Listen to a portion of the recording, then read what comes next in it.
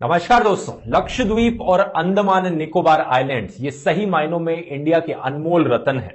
जिस लेवल की biodiversity, wild life और नेचर इन जगहों में देखने को मिलता है वैसा कहीं और इंडिया में नहीं मिलता।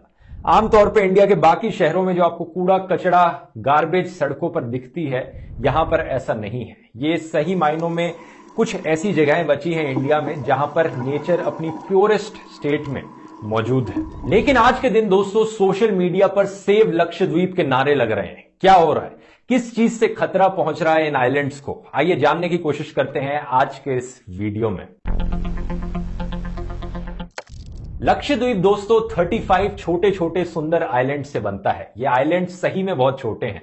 इनका टोटल सरफेस एरिया सिर्फ 32 स्क्वायर किलोमीटर्स का है, यानी एक छोटे शहर से भी कम एरिया है इनका 2011 के सेंसस के अकॉर्डिंग। टोटल पॉपुलेशन इनकी सिर्फ 60-70 हजार लोग हैं। तो ये इंडिया की स्मॉलेस्ट यूनियन टेरिटरी है। अगर पॉलिटिकली देखा जाए तो इनके पास कोई लेजिस्लेटिव असेंबली नहीं है, कोई चीफ मिनिस्टर नहीं है। इनका पूरा पॉलिटिकल फ्रेमवर्क बस 3 लेवल्स पर है। पहला, लोकसभा में लक्षद्वीप के एक एमपी होते हैं जो कि करंटली एनसीपी पार्टी से हैं। दूसरा, लोकल सेल्फ गवर्नमेंट होती है लक्षद्वीप आइलैंड्स के अंदर, पंचायत की। और तीसरा, प्रेसिडेंट एक एडमिनिस्ट्रेटर को अपॉइंट करते हैं जो पूरे लक्षद्वीप आइलैंड्स की गवर्नेंस के लिए रिस्पॉन्सिबल है। साल 2020 तक लक्षद्वीप के एडमिनिस्ट्रेटर थे दिनेश्वर शर्मा, जो कि एक आईपीएस ऑफिसर थे। उनसे पहले भी ढेर सारे वेल एजुकेटेड आईएएस और आईपीएस ऑफिसर्स लक्षद्वीप के एडमिनिस्ट्रेटर्स बने थे। तो ये एक ऐसी पोजीशन थी जो ब्यूरोक्रेट्स को दी जाती थी आमतौर पर। लेकिन 4 दिसंबर 2020 को दिनेश्वर शर्मा का देहांत हो गया और उनके बाद किसी आईएएस और आईपीएस ऑफिसर को नहीं बल्कि एक पॉलिटिशियन को नया एडमिनिस्ट्रेटर बनाया गया लक्षद्वीप का। और ये पॉलिटिशियन थे प्रफुल्ल के पटेल। दोस्तों, किसी भी आर्ट को गहराई से समझने के लिए हमें आर्टिस्ट को जानना बहुत जरूरी है। लक्षद्वीप में आज क्या हो रहा है उसे जानने के लिए हमें प्रफुल्ल पटेल के बारे में थोड़ा समझना पड़ेगा। प्रफुल्ल पटेल ने अपने पॉलिटिकल करियर की शुरुआत करी थी गुजरात में एक एमएलए बन के 2007 में। 2010 में जब अमित शाह को अरेस्ट कर लिया गया सीबीआई के द्वारा, प्रफुल्ल पटेल को मिनिस्टर ऑफ स्टेट होम बना दिया गया नरेंद्र मोदी के द्वारा गुजरात का। इसके बाद 2014 में जब नरेंद्र मोदी प्रधानमंत्री बने तो प्रफुल्ल के पटेल को दमन एंड दीव यूनियन टेरिटरी का एडमिनिस्ट्रेटर अपॉइंट किया गया। यहां भी पहले ट्रेडिशन हुआ करता था कि आईएएस और आईपीएस ऑफिसर्स को एडमिनिस्ट्रेटर्स की पोस्ट पर अपॉइंट किया जाता था इस यूनियन टेरिटरी में, लेकिन अब पॉलिटिशियन को कर दिया गया। और बात यहीं खत्म नहीं हुई। इसके बाद दादरा एंड नगर हवेली, जो कि एक और यूनियन टेरिटरी है, उसका भी एडमिनिस्ट्रेटर अपॉइंट कर दिया गया प्रफुल्ल पटेल को। मतलब एक नहीं बल्कि दो यूनियन टेरिटरी के ये एडमिनिस्ट्रेटर थे। मानो पूरे देश में जैसे अच्छे ब्यूरोक्रेट्स की कमी हो रही हो कि एक ही पॉलिटिशियन को दो यूनियन टेरिटरी का एडमिनिस्ट्रेटर अपॉइंट कर दिया गया। अप्रैल 2019 में जब इन दोनों यूनियन टेरिटरीज में इलेक्शंस होनी थी, कैरेवन मैगजीन ने रिपोर्ट किया कि इलेक्शन कमीशन ने प्रफुल्ल पटेल को नोटिस इशू किया।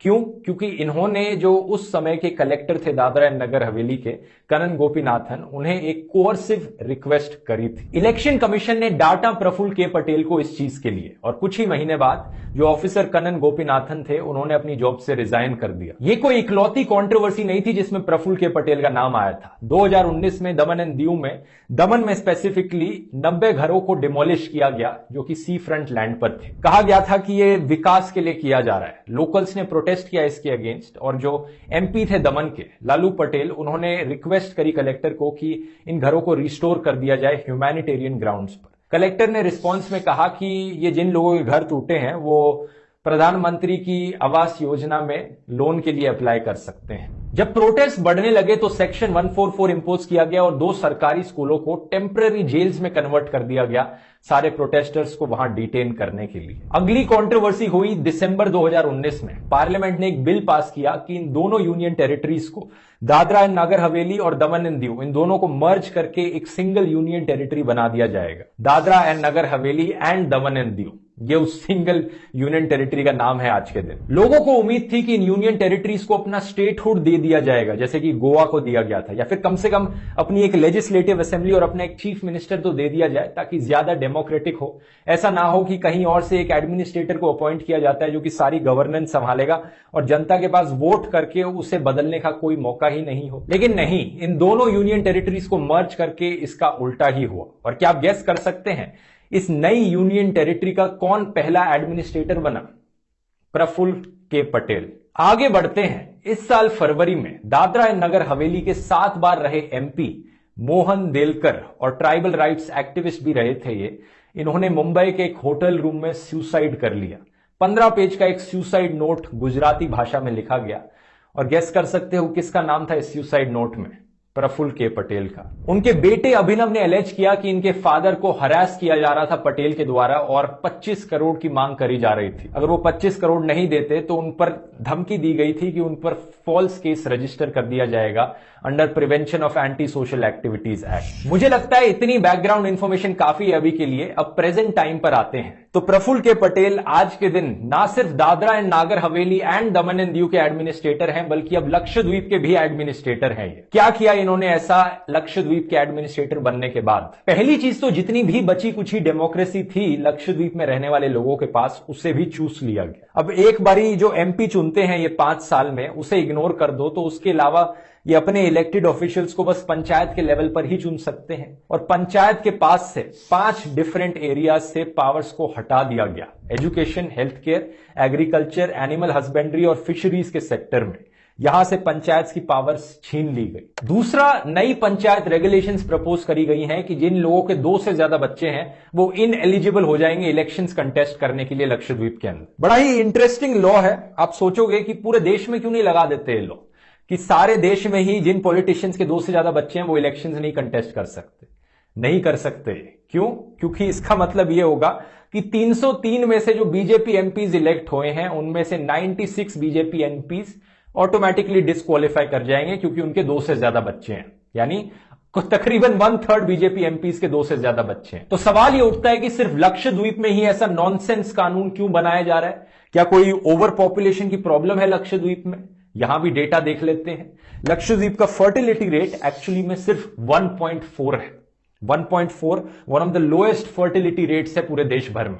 बिहार का 3.2, उत्तर प्रदेश का 3.0, मध्य प्रदेश का 2.7, राजस्थान का 2.6। ये डेटा खुद सरकार की ministry of health and welfare के द्वारा निकाला गया है। यकीन नहीं होता, रिपोर्ट का लिंक मैं नीचे डिस्क्रिप्शन में डाल दूंगा। इस रिपोर्ट में यह भी बताया गया कि लक्षद्वीप में women literacy one of the highest है पूरे देश में एट 96.5%। तो क्यों ऐसा रेगुलेशन लाया जा रहा है? लोकल लोग जो है वो एलेज करते हैं कि सरकार ये ऐसा कर रही है ताकि कुछ जो प्रोमिनेंट पॉलिटिशियंस हैं उन्हें रोका जा सके लक्षद्वीप की इलेक्शंस में लड़ने से। तीसरा, लक्षद्वीप के लोग एलेज करते हैं कि प्रफुल्ल के पटेल ने ही कोविड को फैलाया है उनके आइलैंड पर। ऐसा क्यों? क्योंकि पिछले साल जब पूरे देश में कोविड की पहली वेव आई थी, लक्षद्वीप आइलैंड्स में एक भी केस नहीं था कोरोना का। क्योंकि स्टैंडर्ड ऑपरेटिंग प्रोसीजर यह था कि कोई भी अगर लक्षद्वीप में आएगा तो पहले तो उन्हें टेस्ट कराना पड़ेगा और टेस्ट कराने के बाद उन्हें 14 दिन तक क्वारंटीन में रहना पड़ेगा। लेकिन जब प्रफुल्ल के पटेल एडमिनिस्ट्रेटर बने तो इन्होंने रूल्स को बदल दिया। नई गाइडलाइंस में कहा गया कि बस आपको एक नेगेटिव आरटी-पीसीआर टेस्ट की जरूरत है और फिर आप आ सकते हैं इन आइलैंड्स के अंदर। नतीजा क्या हुआ इसका? जनवरी 2021 में पहला कोविड केस देखने को मिला लक्षद्वीप में। और आज के दिन क्या सिचुएशन है? 6000 से ज्यादा टोटल केसेस हैं और 24 से ज्यादा लोगों की डेथ्स हो चुकी है। अगर ये एक सिंपल सा रूल ना चेंज किया जाता तो क्या ऐसा होता?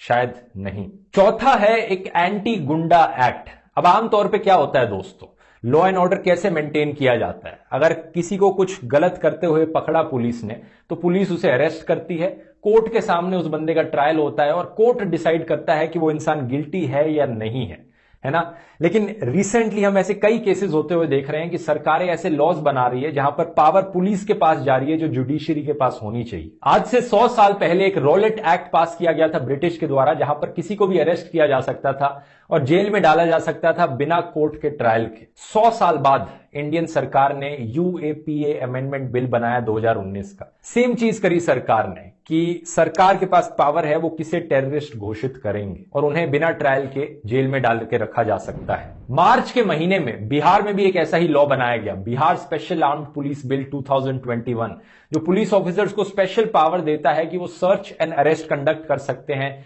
बिना किसी वारंट के। इतना ही नहीं, अगर कोई पुलिस ऑफिसर खुद कोई ऑफेंस करता है इस एक्ट के अंदर तो कोर्ट को भी एक्शन लेने से पहले सरकार के एक ऑफिसर की ऑथराइजेशन लेनी जरूरी है। मतलब सरकार की परमिशन लेनी जरूरी है, इससे पहले कोर्ट कोई एक्शन ले पाए। अब लक्षद्वीप पर आते हैं। लक्षद्वीप में एक नए लॉ का ड्राफ्ट इंट्रोड्यूस किया गया है जिसका नाम है prevention of anti social activities या एंटी गुंडा एक्ट। बेसिकली ये अलाउ करता है कि किसी भी इंसान को डिटेन किया जा सकता है बिना पब्लिक डिस्क्लोजर के फॉर अप टू 1 ईयर। अब क्या सेंस बना इसके पीछे? कुछ लोग कहेंगे बड़ा क्राइम रेट बढ़ने लग रहा है लक्षद्वीप में, क्राइम की प्रॉब्लम बहुत ज्यादा होगी, इसलिए ये एक्ट्स इंट्रोड्यूस किए जा रहे हैं। इसी तरह की जस्टिफिकेशन देते हैं ना ये अंधे अंधे लोग जो होते हैं, जो हर चीज को सपोर्ट करते हैं। अब मैं इसका भी डेटा आपको दिखाता हूं। पूरे देश में लक्षद्वीप का क्राइम रेट लोएस्ट है। तो भाई किसके लिए इंट्रोड्यूस किया गया है ये? अगर क्राइम रेट लोएस्ट भी ना होता ना तो भी सेंस नहीं बनता ऐसे लॉज बनाने का, क्योंकि ये laws principle of natural justice के अगेंस्ट जाते हैं, डेमोक्रेसी के अगेंस्ट जाते हैं। तो किस रीजन के लिए बनाया जा रहा है ये नया लॉ? लोकल लोगों का कहना है कि प्रफुल्ल के पटेल इसे इस्तेमाल करेंगे उन लोगों को जेल में डालने में जो उनके डिसीजंस को क्रिटिसाइज करते हैं या जो उनके खिलाफ प्रोटेस्ट करते हैं। तो पंचायत की पावर छीन ली गई, पुलिस राज थोपा गया, लेकिन बात यहां खत्म नहीं होती। पांचवा, एक नई लक्षद्वीप डेवलपमेंट अथॉरिटी क्रिएट करी गई। ऐसा कहा जाता है कि इससे बड़े बड़े कॉर्पोरेट्स को लक्षद्वीप की जमीन बेच देना बहुत आसान हो जाएगा और वहां की जो नेचुरल बायोडायवर्सिटी है और इकोसिस्टम है उस पर एक बहुत बड़ा खतरा पहुंचेगा। प्रफुल्ल पटेल का कहना है कि वो एक स्मार्ट सिटी बनाना चाहते हैं लक्षद्वीप में। बताइए, लक्षद्वीप के अंदर एक स्मार्ट सिटी बनाएंगे जो इतने छोटे छोटे आइलैंड्स हैं, जहां पर इतने अच्छा नेचर प्रिजर्व हो रखा है, और बाकी देश का क्या? मतलब प्रफुल्ल पटेल से कोई पूछे, उनके मित्र नरेंद्र मोदी जी 7 साल से क्या करने लग रहे हैं मेनलैंड इंडिया में? पूरा देश पड़ा है, बनाओ स्मार्ट सिटी। कितनी बनाई वहां पर अभी तक स्मार्ट सिटी? छठा पॉइंट बड़ा इंटरेस्टिंग है। प्रफुल्ल के पटेल गुजरात स्टेट से आते हैं और गुजरात में अल्कोहल बैंड है बिहार की तरह। तो आप सोचोगे कि उनकी जो थिंकिंग होगी उसी थिंकिंग को लक्षद्वीप में भी अप्लाई करेंगे, लेकिन नहीं। लक्षद्वीप में एक्चुअली में अल्कोहल पहले से ही बैंड थी। प्रफुल्ल पटेल ने उसका उल्टा ही किया। अभी तक सिर्फ लक्षद्वीप के एक आइलैंड के एक रिजॉर्ट पर एक शराब का ठेका था। अब प्रफुल्ल पटेल ने इन रिस्ट्रिक्शंस को हटा दिया और परमिशन दे दी कि और शराब के ठेके खुल सकें लक्षद्वीप के आइलैंड्स पर। सातवां, सीपीआईएम के एक एमपी एलेज करते हैं कि प्रफुल्ल के पटेल ने बहुत से लोकल फिशरमैन के घरों को डिमोलिश करवाया। एक फिशरमैन का जो लक्षद्वीप में थे, उनका वीडियो भी वायरल गया था ट्विटर पर, जहां पर वो बता रहे हैं अपनी कहानी।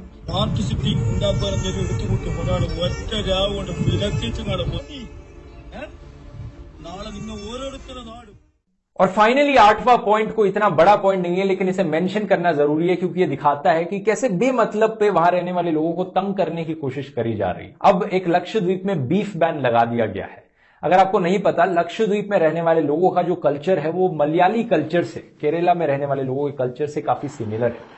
तो वहां पर लोग बीफ खाते हैं ट्रेडिशनल। तो जबरदस्ती, मतलब जब पता है कि वहां रहने वाले लोगों को के कल्चर का ये पार्ट है, फिर भी उन पर एक बीफ बैन थोपा जा रहा है। काफी माइनर पॉइंट है, लेकिन ओवरऑल जो पॉइंट्स मैंने बताया उनके बारे में जरा सोचकर देखिए। हमारे देश में एक ग्रुप ऑफ आइलैंड्स हैं यहां पर, जहां पर लोग बहुत एजुकेटेड हैं, हवा बड़ी साफ है, कोई पोल्यूशन नहीं है, कोई कूड़ा कचड़ा नहीं फैला हुआ, बड़े साफ क्लीन बीचेस हैं वहां पर, कोई क्राइम भी नहीं है, ओवर पॉपुलेशन की भी कोई प्रॉब्लम नहीं है, कोविड की भी कोई प्रॉब्लम नहीं थी अंटिल रिसेंटली। जो वहां रहने वाले लोग हैं वो अपने लाइवलीहुड के लिए फिशिंग करते हैं एक सस्टेनेबल तरीके से। ऐसा भी नहीं है कि उनकी फिशिंग से वहां की फिश की जो पॉपुलेशन है वो कम हो रही हो।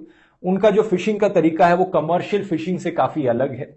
इसके अलावा थोड़ा बहुत टूरिज्म होता है जिससे वो लोग गुजारा चलाते हैं। तो बहुत लाजवाब ब्यूटी है इस जगह में, हार्मनी है और शांति से लोग रहने लग रहे हैं। अब अचानक से यहां पर एक पॉलिटिशियन आते हैं जो पूरा तहस महस कर डालते हैं, लोगों के घर तोड़वा देते हैं, लोगों को जॉब से फायर करवा देते हैं, अपने साथ कोविड केसेस लेकर आते हैं जिसकी वजह से लोगों की डेथ्स होती हैं, पंचायत से पावर्स छीन लेते हैं, गुंडा एक्ट जबरदस्ती लोगों के ऊपर इंपोज करते हैं। तो क्या है ये? एक कॉमिक बड़ी फेमस हुई थी यहां पर इंस्टाग्राम पर इस सिचुएशन को लेकर, देखिए बड़ी फिट बैठती है एक कॉमिक। प्रफुल्ल के पटेल का कहना है कि उनका एजेंडा सिर्फ और सिर्फ डेवलपमेंट है लक्षद्वीप की।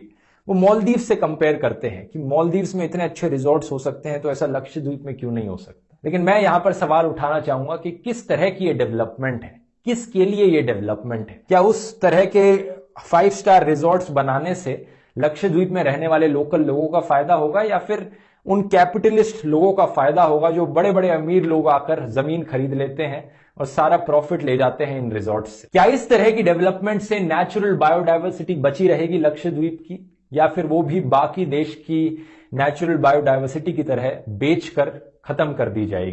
क्या इस तरह की डेवलपमेंट से वहां रहने वाले लोगों को सुकून मिलेगा? क्या वो सही में चाहते भी हैं? कभी पूछकर देखा है उनसे? जरा सोचकर देखिए इन सब चीजों के बारे में और अपनी आवाज उठाइए लक्षद्वीप के लिए। उम्मीद करता हूं ये वीडियो इंफॉर्मेटिव लगा होगा दोस्तों। मिलते हैं अगले वीडियो में। बहुत बहुत धन्यवाद।